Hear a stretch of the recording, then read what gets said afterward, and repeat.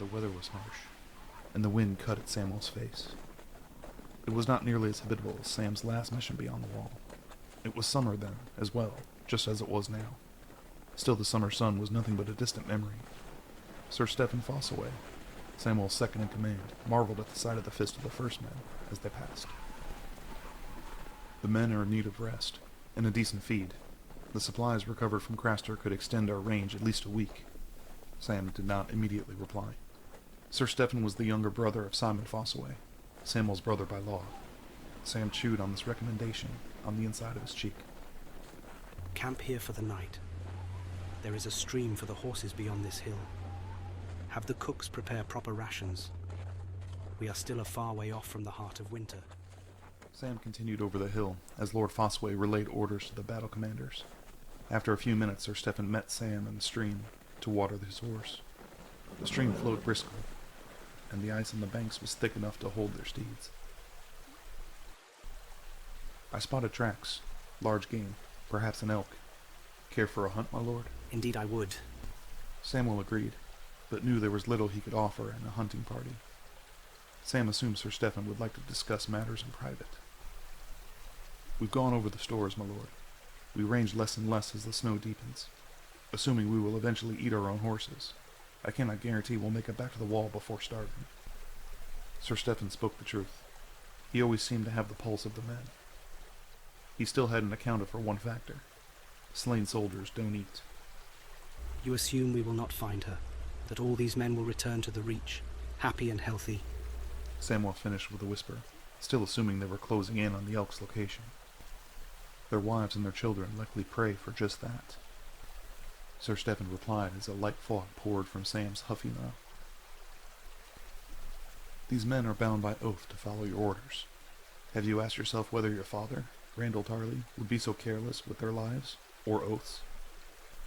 Samwell spun to meet his eye. Careless? You think me careless? Samwell responded, no longer caring for whispers. Sir Stephen had refused to back down. The harvest was due. Your son died in this harsh environment. Remember your father how you wish. He was cruel, but no man under his charge would ever call him reckless. These words then softened Sam's frozen heart. Are these your words, or the men's?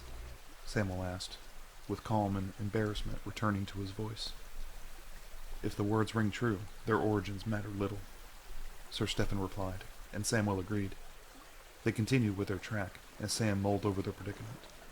Hours passed, and darkness had enveloped the Frostfangs. After the disappointment of losing the elk tracks in the snow, the brothers by law made their way back to camp. The army was already well into their rations as Sam passed the cook station. Sir Stephen helped himself to a lord's portion as Sam looked on. Lost my appetite. Sam exclaimed as he dismissed himself and headed towards his tent. Sam's stomach ached from its emptiness, but his credibility was on the line. Perhaps later tonight, out of the sight of his men, he would scour for a mouthful of bone broth. The army traveled light. His tent was a mere 3 poles and a patch of canvas. Even without a floor, it was a refuge from the Frostfang's harsh winds. Sam laid upon his back and struggled to sleep. Instead, he wrestled with Sir Stephen's words. Samwell was Lord of the Reach. These men swore him their lives. Was it reckless to hold them to their words? It wasn't until Sam thought of his own son, Jon, safe south of the wall.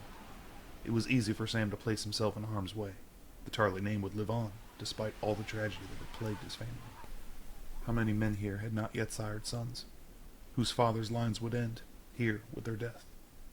After focusing on these men's stories for just mere minutes, Sam realized the seriousness of what he had done, and was still doing. He rolled to his side, and squirmed out of his tent. How Gilly hadn't murdered him on the spot was now beyond him. He thought of holding her again. Now seemed like a real possibility. He wanted to ensure he shared this feeling with all the men under his charge. The hour was late. Most men had retreated to their refuges. Still, the sentries were posted at all 4 corners of the camp. Fires still burned brightly as if the men had all just left. Sam was starting to think this is odd.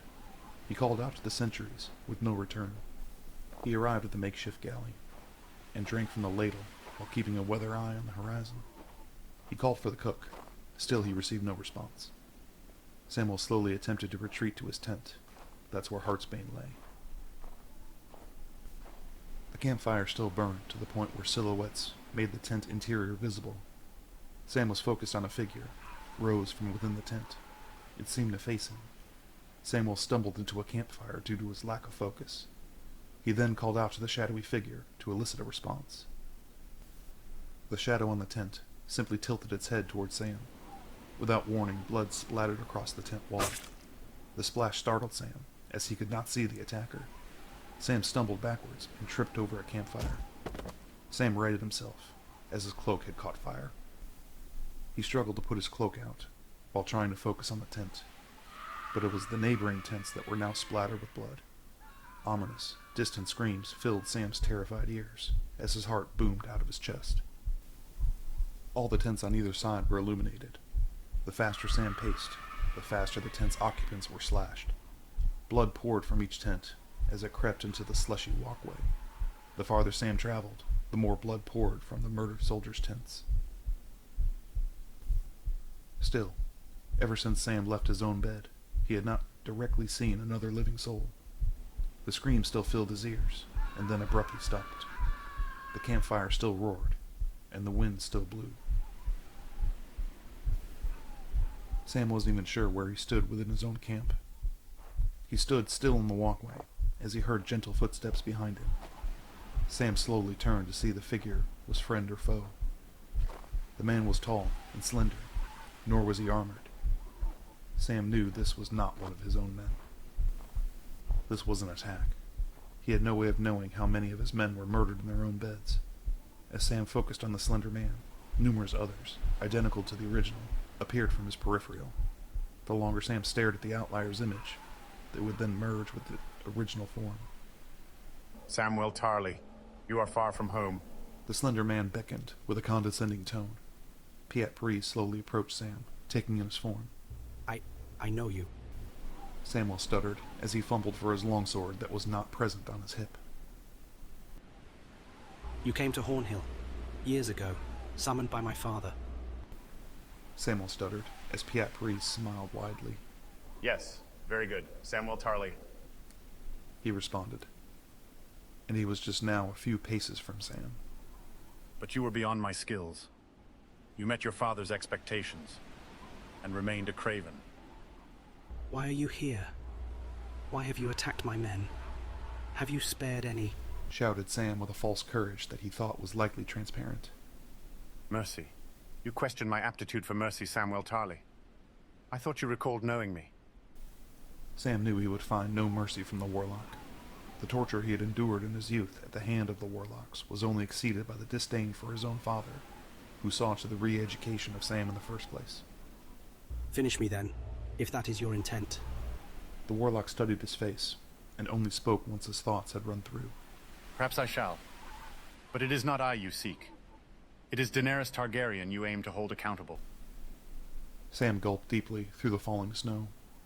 The camp had fallen silent, minus the popping fires and creeping pools of blood running from the tents.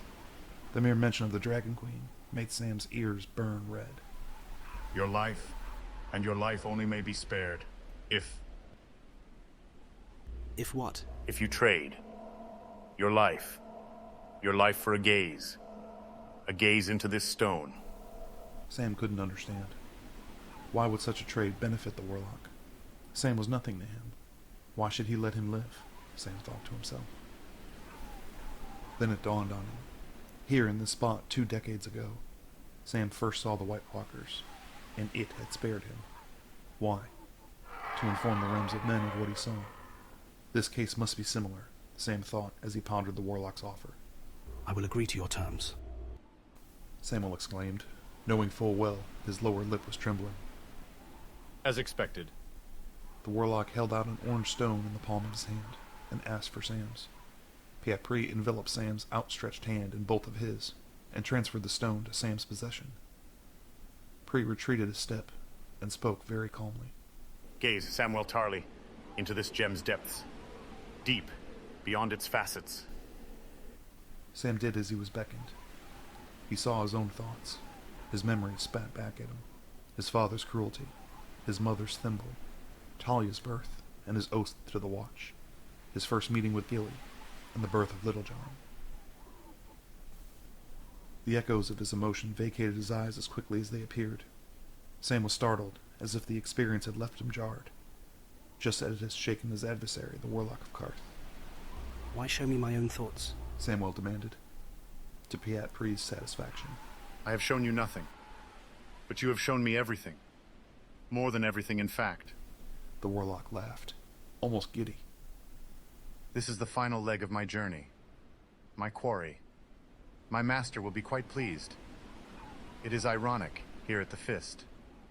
You made the discovery of the millennia, and was none the wiser. What interest is a satchel of dragon glass to a foreigner such as yourself? You only see what you are capable of seeing. You discovered perhaps the greatest weapon in the realm, and it was beyond your comprehension. The Warlock laughed as he removed the bright orange gem from Samwell's sight. The night grows long and the wind stiff. Depart from here, Samwell Tarly, and warn the realm of the coming conquest. For the next time we meet, there will be no bargain. Sam required no further warning. He sprinted and stumbled towards his tent, where he retrieved Heartsbane. While standing at the edge of the camp, the lone body of the Southern Sentry lay face down in a warm, red pool. Samwell noted that for every night for nearly half a year he had slept through the ambient noises of an army camp marching to war. But here he stood, and the silence of the camp was as eerie as it was infuriating. He turned his back on his camp and proceeded south. A trek would take weeks before he would eventually reach the wall. Passage through the wall would be dependent on the Lord Commander, knowing full well Jon had likely closed the passage he last took through the Night Fort.